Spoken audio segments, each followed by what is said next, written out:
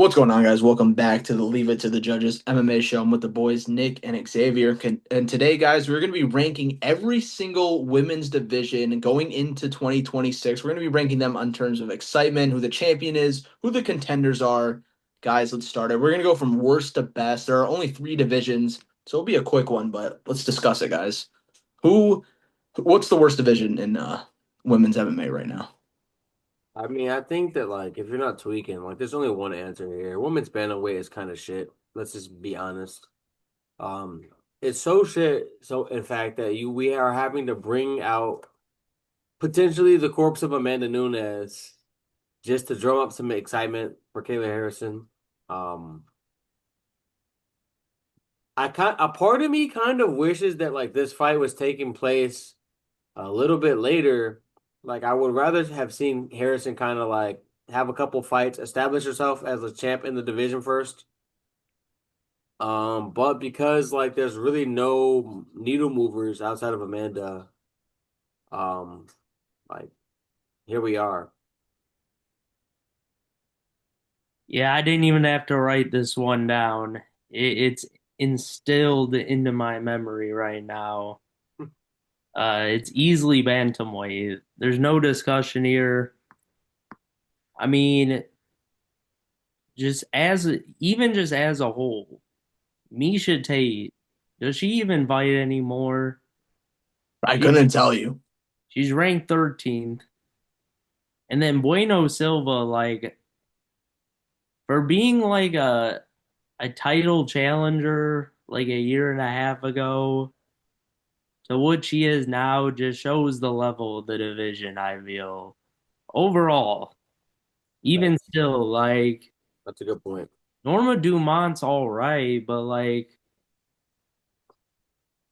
Raquel Pennington's number two, Juliana Pena, who I've always thought was garbage, proved she was garbage versus Kayla Harrison.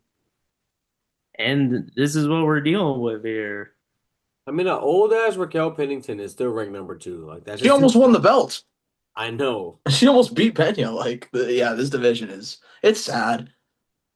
I like Ali, however you say her name, the Argentinian chick. Perez. Eileen Perez. Yeah, yeah. Yeah, I think she she's could be. fighting. She's fighting Chiasson. She's probably one of the better contenders that this division even have. If you want to yeah. She only has the only potential I see. But Eh, yeah, and like I don't know if you guys I remember. feel Oh, like go ahead. Jacqueline Cavalcanti is also solid. Like she's what? Right, she's all Is she right. undefeated in the UFC? Yeah, she's undefeated in the UFC. Like she's been hooping. It just seems like the higher we've gone with women's weight divisions, the worse it got. Like I remember 145 when they first introduced it. Like they just randomly like had a title fight. There wasn't a real top 15. Half of them were just bantamweights, and like the division was gone within like what 3 years or something, or Yeah, something like that. I just think that there's when less. when you have a big draw like Chris Cyborg or Amanda Nunes, then we kind of the UFC can kind of coast on watching them crush cans kind of, but where we are in the modern game, the way that most of these other divisions are, it's just not as easy to find the large women bodies that also decided to go into MMA and also are high level. So it's it makes sense that the lower you go down in terms of weight in the women's divisions, the higher quality of fighters you actually kind of find. Facts. All right, though. Let's move on. Who gets second place here? All right, this one's a little tough. I think we might end up agreeing here, but it was a little tough for me. Just because I think if you remove Wade the looming threat of Whaley out of the division, I feel like a lot of these girls um at strawweight have a lot of I guess championship upside. or like I feel like they could all rock paper scissors each other, and it could be like one of those divisions where like no one reigns for long, which always like creates excitement. Um, right now, your current champ, obviously Mackenzie Dern. And I mean, like, as good as Dern is, is she like unbeatable? Absolutely not. Like, she's shown like a lot of vulnerabilities throughout her career. You have Tatiana Suarez right there, ranked at number two. I mean, Whaley's like the all looming threat at number one, and I do think that she will continue to beat all of these girls. But if you take her name out of there, Lupi Godinez, like, could Lupi Godinez like not beat a man? I mean, not beat Mackenzie Dern? Like, can we not see Tatiana Suarez beat Mackenzie Dern? Yan Xiaonan, like you can't sleep on her. She's always there. I mean, I feel like once you get past like Tabitha Ricci, it does get a little iffy. Like Jessica Andrade ranked at nine still, as shit as she's been over the last couple of years. Like it is a little dicey, but I mean, I would say at least we have a high end top seven right now. Jasmine Lucindo, she's like exciting, young as hell, a lot of power in her hands. Like they actually have like contenders in this division, unlike bantamweight. So. I think for me that's gonna be my number two, but like I am just respecting the list of contenders if you remove Whaley from the equation. That's the big question I was thinking of. Which division will Whaley be in? Because I feel like if she goes back to bantamweight and just keeps winning, it's an easy number two. But I do like the intrigue if she's not there of the belt changing hands a lot in terms of excitement of a division. Because I think that thing is going to change a lot of pockets. Hot potato. Like I really don't see anyone holding on to that belt long. I think they can all just have it real quick, kind of style. Facts. I think so too. If I'm going just off talent and skill, I would put bantamweight two as well. Or you be strawweight. Yeah, strong weight. Bantamweight, oh yeah, strawweight. Just looking at the flyweight list, even though Shevchenko been looking good, there's just too many contenders on the rise. Like even Karine Silva down at nine, Miranda Maverick right there, Sure. Wong Kong. Hong Kong, I was gonna say knocking bitches out. I mean, Rose is still there. Rose is still there. I don't trust Rose anymore though, but she's still there. She's She still can good. she can have some nice little fights. But yeah, I would just go based on the skill level. Like if Whaley does come back down, I think she just beats everybody. Facts. I just really don't see anyone having a chance in there. But if she doesn't, the division's way more interesting. I would almost rather see Whaley just stay up at women's flyweight and like, cause I mean, like, why not run back her versus Rose Namajunas and like let her get that one back? You know what I mean? Like, fuck it. I was gonna say I think flyweight's clearly number one, and that because like if Zhang stays, it just makes it even more exciting. She can fight the contenders. I don't want to see her fight Shevchenko anytime soon, just because of how the way that fight went. And yeah, strawweight is super exciting, but yeah, like you guys said, it'd be way more exciting without Whaley, and we just don't know yet. But I think flyweight's like their top 10, even the top 15, I'd say is legit. Like I'm not even gonna like people always meme on women's MMA and stuff. I don't think you really can with flyweight at all. No, it's a solid top 15. I mean, I'm not sure about JJ Ulrich and Gabriela Fernandez It's a at, little dicey. but the rest of it very solid.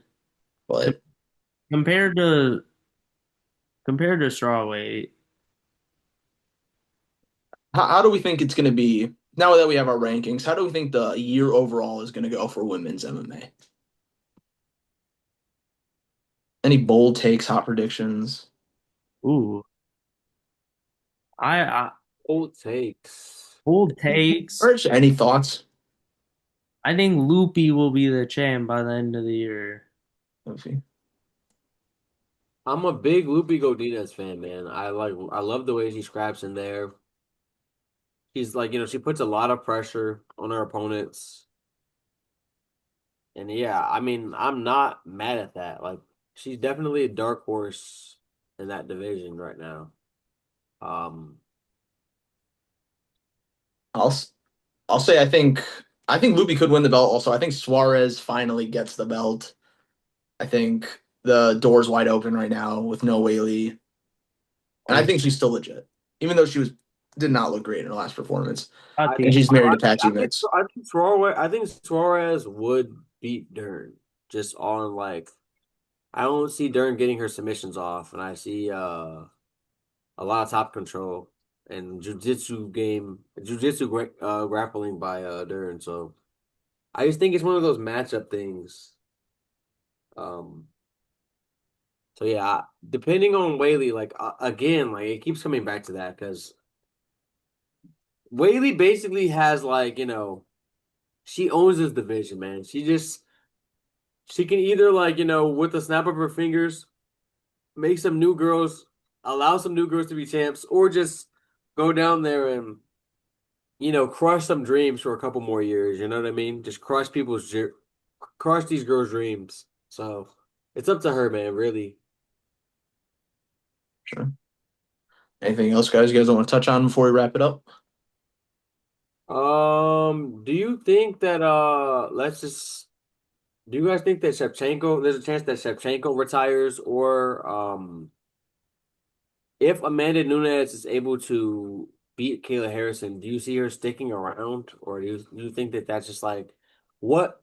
Where does that put the bantamweight division? Like, if Nunes were to even win, like, because I don't know if she sticks around after that. Like, for what? Like, what's Yeah, the that's a good question. First of all, I think honestly, like Wei Lee, if we're looking at her as the champion, all three of the champs right now could retire, including Nunes. I could just see that happening. They're all at the points in their careers. Harrison, Shevchenko, Wei Lee, and what did I just say? Amanda. Like I could see all of them being retired by the end of the year. But in terms of if Amanda wins, I hope she sticks around. I get that there's not a lot of good matchups out there, but that would just be so weird if she just came back, beat who's on top, who they're trying to market, and just leaves again.